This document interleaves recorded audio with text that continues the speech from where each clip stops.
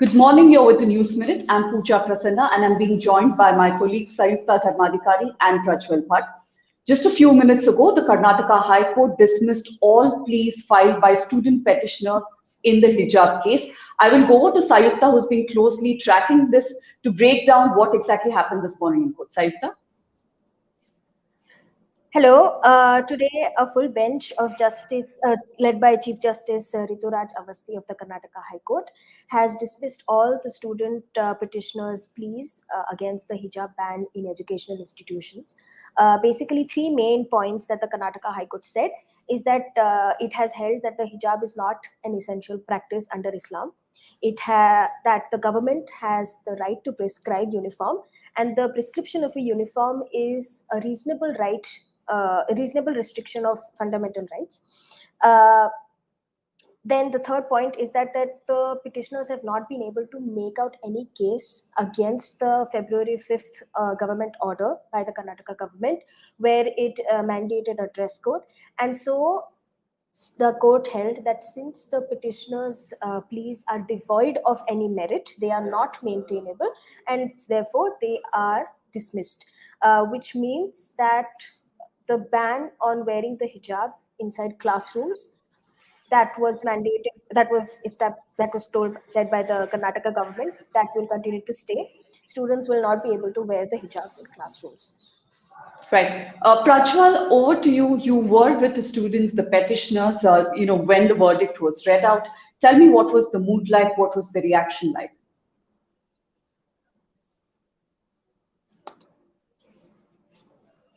Prajwal, if you could unmute yourself. Yeah, apologies for that. The student petitioners are distraught upon hearing the verdict by the Karnataka High Court. The scale of this enforcing a hijab ban in Karnataka schools go beyond the one college. Muslim organization, Muslim Okuta, has actually documented more than 230 students in Udu district alone who are missing classes and missing exams. Prajwal, we'll have to come back to you. If you could just get to a place where you have slightly better network. We are not able to hear you too well. Can you come back? Not hear you. Okay, Prajwal currently is in Udupi. Just a few minutes ago, he was with the petitioners. And because he's reporting for us from the ground, he's facing some network issues. We will, of course, try and get back to you, Prajwal. But from our conversations with Prajwal, what was established was that the girls, the 6 petitioners who Prajwal was with, were in a state of disbelief. There was silence in the room when the hijab verdict was being read out. And now, of course, they have regrouped with some of the legal advisors also to come out and essentially look at how to take this forward. There are reports of possibly approaching the Supreme Court against the High Court verdict. We'll get back with Prajwal when he has better network so he can tell us what we are expecting in a few minutes from now. Viewers, CFI, one of the organizations which was supporting the petitioners, will also hold a press conference and they will make their stand here. Sayukta, if I can come back to you now, you have been closely tracking the case and have been also been listening to what's happening in court. When the hearings were on, tell us what was the run-up to this. What was what was the court observing in the hearings, and what were the arguments that were presented by both sides?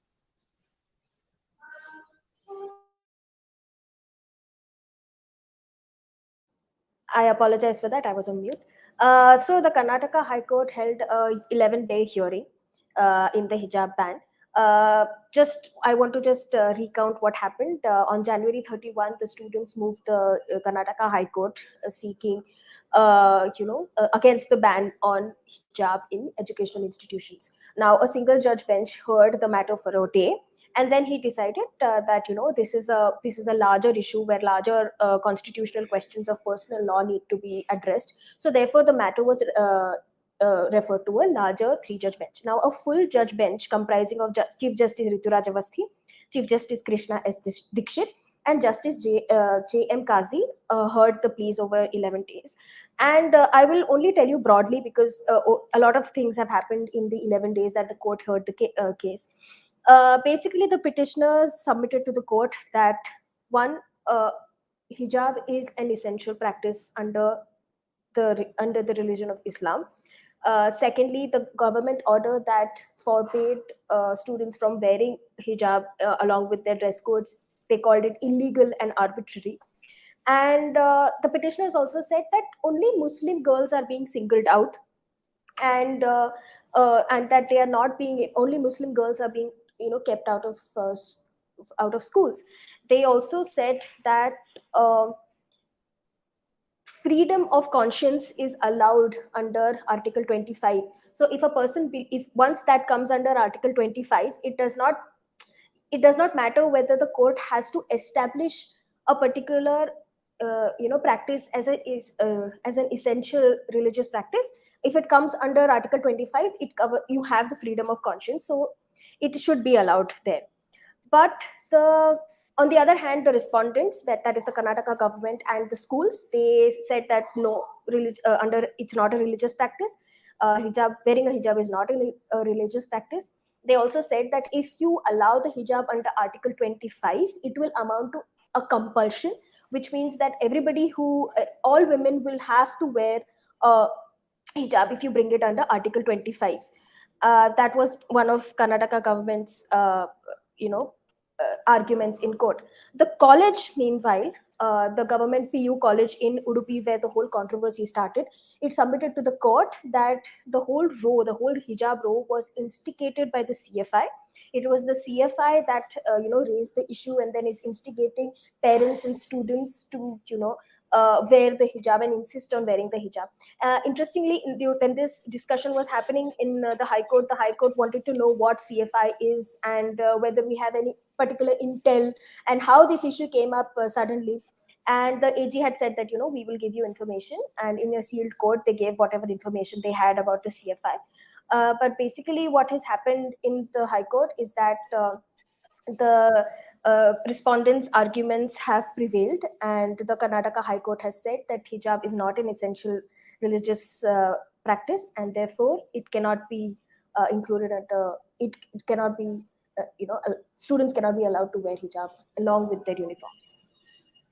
Saifta, I'll come back to you quickly to get a sense of what happens in colleges now, but I want to go back to Prajwal. I hope Prajwal has managed to get good internet. Prajwal, you were in fact the first reporter to visit the college where the government PU college in Udupi, where this entire row started from several months ago. Tell us what was the sense, what was the mood like when the verdict was read out? How did the petitioners react? So this was essentially a fight between the college students in the government PU college in Udupi, requesting that they be allowed to wear the hijab in the classroom. But now the situation in the last 2 months with whatever has happened in the court and on the streets in Udupi has led to a point where the impact of enforcing a hijab ban is much bigger. The scale of this is now much bigger. Now in Udupi and in Karnataka, especially there are hundreds of Muslim girls who have stayed out of their classes and examinations. And the Muslim Okuta, I just spoke to a senior member of the Muslim Okuta in Udupi, and he says that they are not accepting, it is not a satisfactory verdict, that and it is critical that this is coming from the Muslim Okuta, because it is seen as a moderate organization, which is an umbrella organization of many Muslim groups in Udupi, and they are saying that they're going to have a meeting over the next 2 days to decide on a response to the Karnataka High Court's judgment in this case. So they have been documenting what is exactly the number of students impacted by something like this being enforced, and they found 230 students in Udupi alone. So they say that if they carry out a similar exercise in other districts, then this number could be much higher. But what they found is that 230 Muslim girls in Udupi have missed their classes, have missed their exams, are sitting without an idea of what their future is looking like. And of them, 61 of them are in the crucial second PUC year, which is going to decide a lot of things in their career and in their professional life. So the reaction from Udupi has so far been that among the Muslim organizations, there has been a united voice that they're not accepting the verdict from the Karnataka High Court, and they're going to meet over the next 2 days and decide their response. In fact, the petitioners specifically are going to be addressing the press. That is what we have heard so far. the petitioners from Udupi will be addressing the press at some point today. We will bring you updates throughout the day about all that happens in Udupi. Prachal, if I could just get one quick answer from you also, because yesterday you wrote about how students have been missing out. Same point that you addressed right now. Just tell our viewers what was happening in colleges, not just in Udupi but across Karnataka. How these Muslim students who were sitting either in protest outside colleges, or some of them were allowed to write their exams in corridors. Tell us what really was happening even as they were waiting for this crucial verdict. Even now, over the last few weeks, ever since this controversy became a statewide, nationwide agitation, you can see that there are police vehicles parked outside many of the prominent colleges in Udupi and Mangalore. And the policemen in these vehicles are scanning the students walking into the college and are singling out hijab wearing Muslim girls and discussing with the college management about keeping them out of the college. In a prominent institute in Udupi, the Mahatma Gandhi Memorial College, where there was a massive saffron shawl protest in February 8, students have not gone back to, Muslim girls have not gone back to the college ever since that day. And the students say that they want to write the examinations, they want to be allowed access into the college, into the library. But so far, there has been a stance taken by many of the colleges. And in this college, the hijab was previously allowed freely. So we spoke to multiple alumni of this college who say that there was no restriction on wearing the hijab inside the classroom until February, at the start of February, when the government decided to furnish a government order that was applicable for all colleges. That is when the MGM college in Udupi has decided to do this. Now, in a college of more than 1,800 students, the section of Muslim students that are affected have not gone back to the college since this has happened.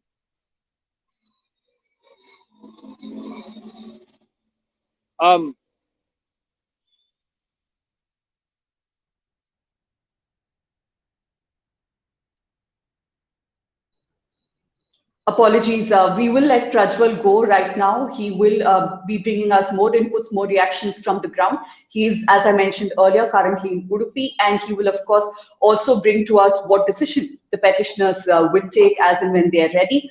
Viewers, you can go to visit our website and read the stories that Prajwal has been tirelessly putting out for the last few months. He is the only reporter to be on ground zero from day one.